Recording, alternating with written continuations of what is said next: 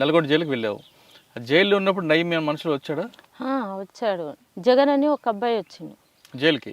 Jail కంటే మాకు సామాన్ తీసుకొని వచ్చిండు ఆయన. ఆయన ఎవరో నాకు తెలియదు.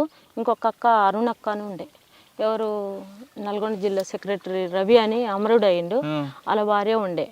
ఆమె నేను పోయేసరికి ఆమె ఉన్నది. ఆమె నేను ఉన్నాక ఏం చేసిందంటే ములాఖతు పెట్టిరు మాకు. ములాఖతు పెట్టిన తర్వాత నేను వెళ్ళి మాట్లాడపో అని చెప్పి నన్ను పంపించింది ఆమె కూడా. అయితే నువ్వు వెళ్ళవా అంటే, నేను కోర్టుకు పోయే పని ఉంది, నువ్వు వెళ్ళి మాట్లాడరా, మనోళ్ళు అయితేనేమో ఏమైనా తెస్తే తీసుకో, లేకపోతే అవసరం లేదని చెప్పి వెళ్ళిపోయింది ఆమె. అయితే నేను వెళ్ళాను. అక్కడ వెళ్ళిన తర్వాత అరుణక్కంటే మీరేనా అక్క అని అన్నాడు. అవునన్నా మేమే అన్న. అన్న సాంబశివుడు పంపించిండు అక్క, ఓ సామాన్ అంతా పంపించిండు, మీకు సామాన్ లేవట కదా అని అన్నాడు. సామాన్ లేవని ఎవరికి చెప్పలేదు మేము అనేమో నేను.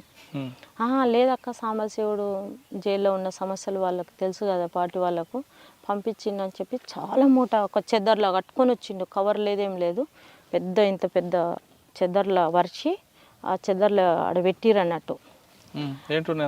అందులో కొబ్బరి నూనె, బట్టలు, చెప్పులు, ఇక మా లేడీస్కి సంబంధించిన బ్రెడ్, బిస్కెట్ ప్యాకెట్స్ ఇవన్నీ ఉన్నాయి అన్నట్టు అందులో. అయితే మేము ఇవన్నీ ఎవరికి రాసియలేదు, మేము తేమని చెప్పలేదు, మా రిలేషన్ వచ్చినా మేము ఎవరికి ఏం చెప్పలేదు, నువ్వు ఎవరో మాకు తెలియదు అన్నా అని నేను అన్నా. లేదక్క, పార్టీ పంపించింది, మీకు కావాల్సి ఉంటే ఓ లెటర్ చూడండి అంటున్నాడు. లెటరు చూసినా ఏది చూసినా మాకు వద్దని చెప్పినాం. వద్దని చెప్పి పొద్దు నుండి సాయంత్రం దాకా ఉంచినాం ఆయన. అక్కడ సూపరింటెండెంట్ వచ్చింది. సూపరింటెండెంట్ పేరు ఏదో ఉండే. ఆ సూపరింటెండెంట్ వచ్చి, ఏందిరా మరి, ఏందమ్మా మరి ఇట్లా సంగతి, మరి తీసుకుపోతారా, మరి ఆయన రిటర్న్ పంపమ్మా అని ఆయన అన్నాడు. మాకు తెలియదు సార్, ఆయన ఎవరో మేము తీసుకోము, వాళ్ళు మా మనుషులు అనేది అయితే మాకు నమ్మకం లేదు, మా పార్టీ అయితే రాదు ఇప్పుడున్న పరిస్థితి అని ఆయనకి చెప్పి రిటర్న్ పంపించాము. తీసుకోలేదు ఇక సామాను. ఆ జగన్ అంటాడు ఎవరో మాకు తెలియదు. నయీం మనిషి ఎలా తెలిసింది? నవీన్ మనిషి అనేది అంటే మాకు తర్వాతకి తెలిసింది. ఎవరు అంటే పార్టీ తరఫున వేరే మాకు లెటర్స్ రావడం వల్ల మనోళ్ళు ఎవరన్నా వచ్చిరా అని చెప్పి వాళ్ళు లెటర్ రాస్తే గిట్ల సంగతి, గిట్ల ఒక ఆయన వచ్చి గిట్ల మాకు సామాన్ తీసుకోమని ఇట్లా అది చేసిండు, ఇట్లా పొద్దుగాల నుండి సాయంత్రం దాకా ఇట్లా వెయిట్ చేయబెట్టినాము, మేము తీసుకోలేదు, రిటర్న్ పంపించినాము అని చెప్పినాం. వాళ్ళు మనోళ్ళు కాదు, నవీన్ గారు పంపించినట్టుంది, మీరు అట్లాంటివి ఏమన్నా వస్తే తీసుకోకండి అని చెప్పి ఇక వాళ్ళు లెటర్ రాశారు సాంబశివుడు ఉన్నప్పుడు. అదన్నట్టు పరిస్థితి. జైల్లో ఎంతకాలం ఉన్నాము? నల్గొండలో 1 సంవత్సరం ఉన్న తర్వాతకి ఇక్కడ వచ్చి చెంచల్గూడలో ఉన్నా, మహిళా జైల్లో. అక్కడ ఉండేది, అక్కడ వాళ్ళు రాజిరెడ్డి భార్య నేను ఇద్దరం ఉండేది. రాజిరెడ్డి భార్య, ఇంకొక ఆమె స్నేహ అని ఉండే, ఒక ఆమె. ఆమె అంటే రాజిరెడ్డి కూతురు కదా? ఆ స్నేహ కాదు, అల్వాల్లో ఉండే ఆమె అమర్రాలు అయింది ఇప్పుడు. అమర్రాలు అయింది ఆమె. నేను పోయినాక ఒక 2 నెలలకు ఆమె వెళ్ళిపోయింది. తర్వాతకి నేను ఒకదాన్ని ఉన్న ఒక వారం 10 రోజులు ఉన్న క్రమంలో రాజిరెడ్డి వాళ్ళ వైఫ్ వచ్చింది, సుగుణ అని ఉంది, ఆమె నేను ఉన్నాము. ఇక చాలా కాలమే ఉన్నాం, ఒక సంవత్సరం ఉన్నాము చెంచల్గూడ జిల్లా. తర్వాతకి మెల్లమెల్లగా కేసులు కొట్టేసినాక నేను ఇంటికి వచ్చినాక బెయిల్ ఏం లేదు, బెయిల్ తీసుకోలేదు. నా కేసులన్నీ కొట్టేసినాకనే బయటకు వచ్చిన. నేను వచ్చినాక ఇంటికి వచ్చినాక ఇక వీళ్ళంతా ఏంటంటే ఇక నా మీద బాగా మళ్ళీ వస్తున్నారు, నక్సలైట్లు వస్తున్నారు, మళ్ళీ కలుస్తున్నారు, మళ్ళీ ఏదో చేస్తున్నారు అని ఇక పోలీసు వాళ్ళు నాకు కాపలగాయడం, ఇన్ఫార్మర్లు వాళ్ళంతా వాళ్ళకి సమాచారం ఇవ్వడం, ఇక నాకు చాలా ఇబ్బంది అనిపించింది. అట్లా వీళ్ళు ఇంత టార్చర్ పెడుతురని చెప్పి కొన్నాళ్ళు వ్యవసాయం చేసిన నేను. మేమే నాగలు కట్టి నేనే దున్నేది.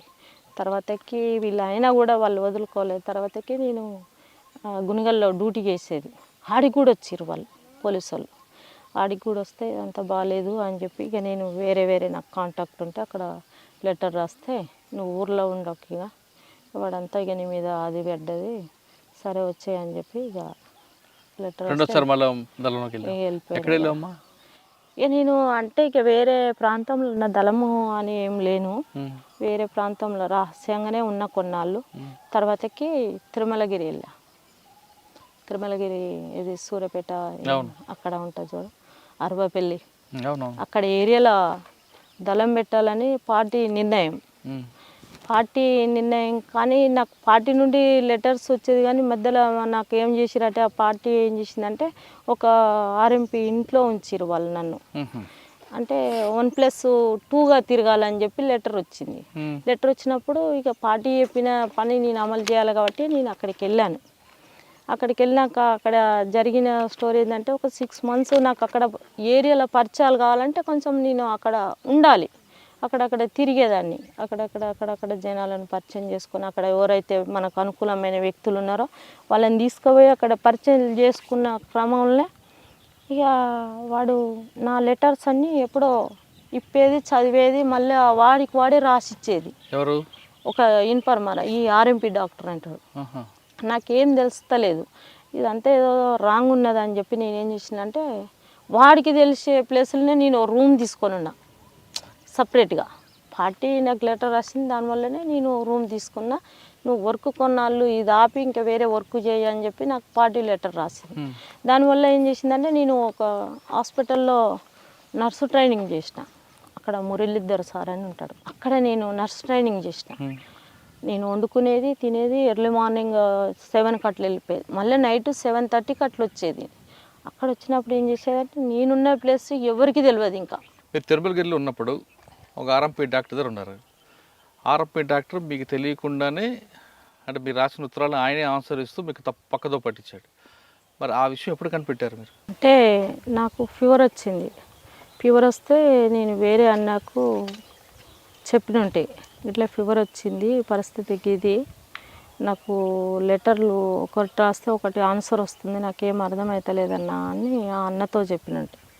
అన్న ఏం చేసిండు, సరే ఫీవర్ వచ్చింది కదా నేను చూపిస్తారా అని చెప్పి ఆయన తీసుకెళ్ళాడు నన్ను. తీసుకెళ్ళి మేము ఇద్దరం కలిసి వస్తున్నాం. అంతకుముందే ఇద్దరిని పట్టించిండంట, ఆ విషయం మాకు తెలియదు.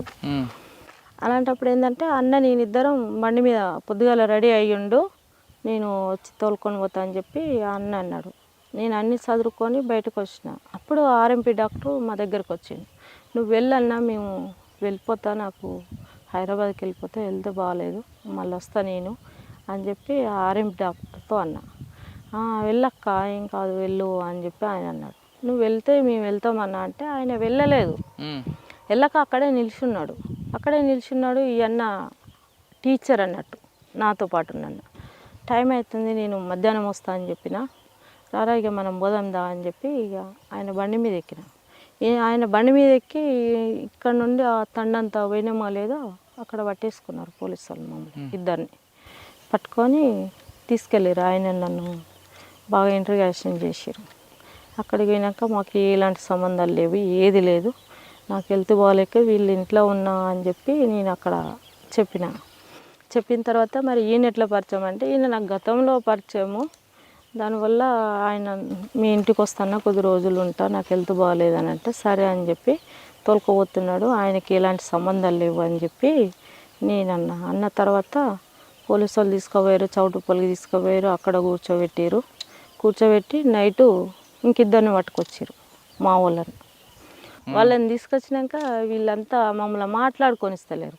ఇదంతా ఎక్కడికి వెళ్ళొచ్చింది ఏందని చెప్పి ఇక నాకు ఏం అర్థం కాలే. తర్వాతకి క్రాంతి అని ఒక అబ్బాయి ఉంటాడు, మొండి గౌరెల్లి, ఈ మందన్ గౌరెల్లి. ఆ అబ్బాయిని అడిగా నేను, ఏంది నువ్వు ఎక్కడికి వచ్చినావు అంటే నేను పలానా భిక్షపతి ఇంటికి వచ్చిన, తుపాకులు అక్కడే పెట్టినాక నీకోసం తీసుకొచ్చినాము, మేము అక్కడే పెట్టినాము అంటే కనీసం నాకన్నా ఇన్ఫర్మేషన్ ఇవ్వవా అది అని నేనన్నా. అప్పుడు నాకు తెలిసింది అన్నట్టు వీడియో మొత్తం దీనికి సూత్రధారి అని చెప్పి ఆర్ఎంపీ డాక్టర్. అప్పుడు తెలిసింది, పార్టీ కూడా అప్పుడు గుర్తించింది, వాని వల్లనే ఇట్లా నష్టపోయినామని చెప్పి. అప్పుడు ఒక 9 మంది అది అయ్యారు. మామూలుగా పని చేసుకునే వాళ్ళు కూడా మాకు ఇట్లా మాతో మాట్లాడిన వాళ్ళని కూడా తీసుకుపోయి లోపలేసారు. అక్కడ నల్గొండ జైల్లో ఉన్నా కొన్నాళ్ళు, మళ్ళీ నల్గొండ జైల్లో ఉన్నా. ఇక ఆడికెళ్ళి ఇక మళ్ళీ ఇక నేను వేరే వెళ్ళిపోయాను. ఇక బెయిల్ తీసుకొని వచ్చినాము, బయట ఉండి కొన్నాళ్ళు తిరిగినాం కోర్టుకు, భువనగిరి కోర్టుకు వెళ్ళేది. తర్వాత కేసు కొట్టేసిరు. అది కేసు కట్టేసినాక ఇక నేను వేరే వెళ్ళిపోయినా. ఇక వాళ్ళంతా ఇక అక్కడ వెళ్ళిపోయారు. ఇక నేను వేరే నా పనిలో నేనున్నాను. ఇక